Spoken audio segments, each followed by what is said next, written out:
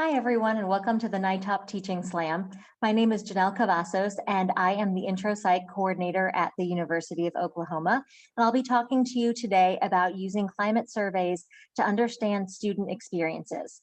As the Intro Psych Coordinator, my job is to teach generally really large sections of Intro Psych. In a normal semester, I have 500 students in each class, and I have 2 sections that are face-to-face.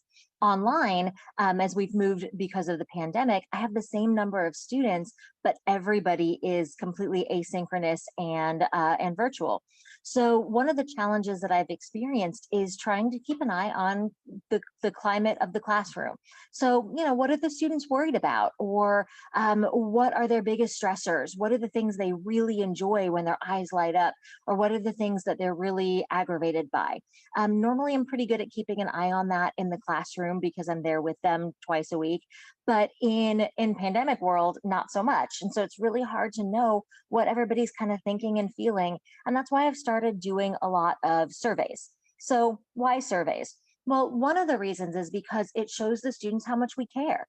It lets them experience, it lets them talk about their own experiences and look at what they're feeling and what their worries are, as well as what's working, what's going well. So it lets them have a voice in what's happening in their classroom. So I can say, what do you like or what do you not like? I can also talk about class as a whole, the university as a whole, your life in general. What's going on that could be preventing you from performing at your best? What could I do to make those things better? So it gives them that voice. It also provides really important feedback for me.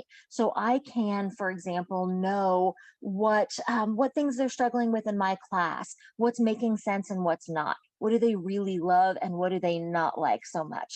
It also lets them do a lot of self-reflection. So they can sit back and think, what did I like? What did work for me? What could I do differently maybe next semester to improve my experience even in other classes? So let me show you some of the surveys that I give. And I this past semester, I gave 3 different surveys at the beginning, middle, and end of class. All the questions in each of the surveys is in the handout that you'll get for the Teaching Slam. But I want to show you a little bit about each one.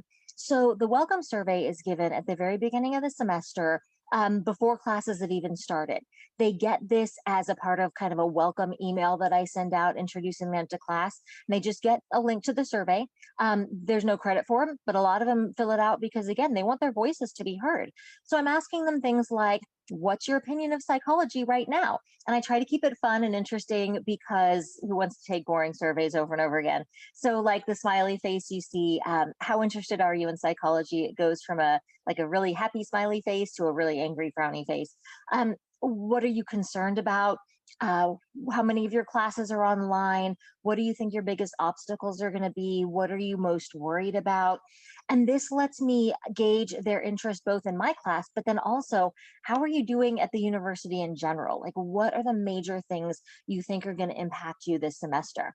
And I actually use this to be able to target some intervention later. So like before the first exam, I can reach out to people who say like, I have serious significant exam test anxiety, and I can send them a quick, hey, hope you do really well. Like, here's how to handle this, or here's some pointers, and just some things to let them know that I'm on their side.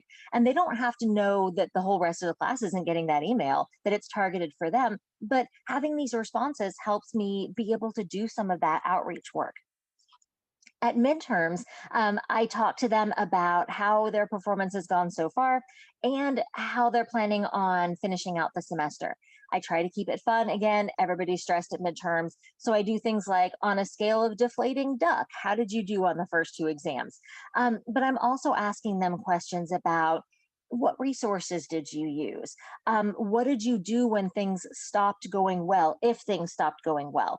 And if things are going great, what did you do that made them so good, right? So, so what can we do to help? How has your performance been? What resources have you already been using? And then I also, again, I'm asking them, in this specifically, I'm straight asking them, do you want to be contacted? Because this is midterm, so by then they know me a little bit better. And I'm asking them, do you want us to reach out to you one-on-one through email? And if so, who do you want to reach out to you? And so me or the grad assistant or teaching assistant or a tutor, I reach out to each of those students again by email. Many of them are, I just had a quick question about my grade, but others are like, I'm falling apart. Can I make an appointment and talk to you one-on-one? So that's a really nice thing to be able to, get some of those students who I might not otherwise get. And then finally, at the end of the semester, I talked to them about things that they liked in my class, things that they didn't like, and ways that I could improve the student experience. So again, I'm going to ask them, how has your opinion of psychology changed throughout the semester? But also, do you feel like your grade was in your control? Are there things that I could do to make finding information in the class easier than maybe it was? When something went wrong, what did you do to get back on track? What resources did you use that you found effective?